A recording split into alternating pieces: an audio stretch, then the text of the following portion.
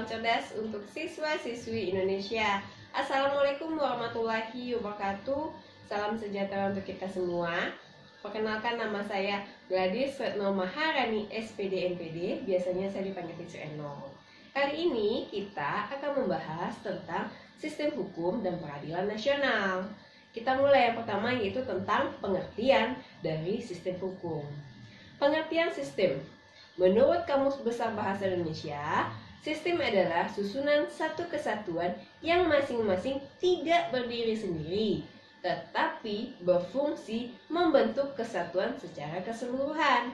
Sedangkan pengertian hukum menurut Kamus Besar Bahasa Indonesia adalah hukum merupakan peraturan atau adat yang secara resmi dianggap mengikat dan dilakukan oleh penguasa atau pemerintah.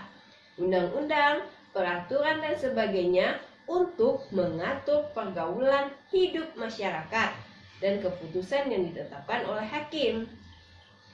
Kemudian kita lihat juga tujuan hukum bersifat mengatur dan memaksa itu ada tujuannya.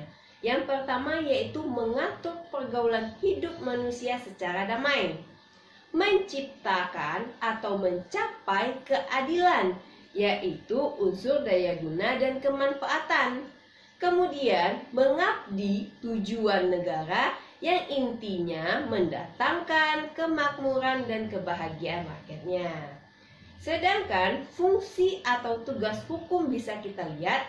Yang pertama yaitu menjamin kepastian hukum setiap orang dalam masyarakat, menjamin ketertiban, ketentraman, kedamaian, dan keadilan, kemakmuran, serta kebahagiaan.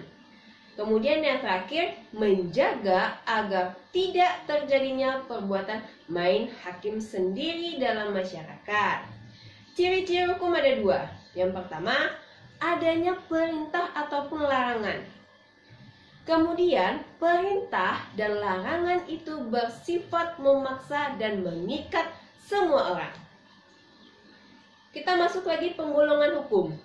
Jenis-jenis penggolongan hukum. Yang pertama berdasarkan sumbernya.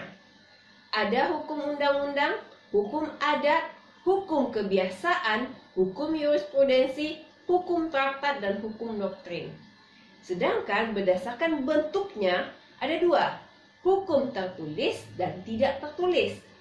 Berdasarkan isinya juga dua, hukum publik dan hukum privat.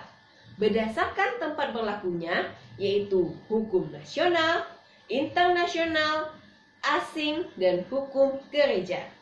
Sedangkan masa berlakunya yaitu hukum yang akan datang dan hukum universal, serta hukum positif dan hukum asasi atau hukum alam.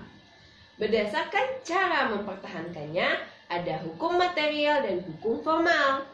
Sedangkan berdasarkan sifatnya, yaitu kaidah hukum yang memaksa, kaidah hukum yang mengatur atau melengkapi.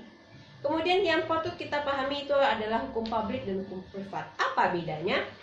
Hukum publik yaitu artinya sama dengan umum, universal. Hukum publik mengatur hubungan antara negara dan alat kelengkapannya dengan warga negara.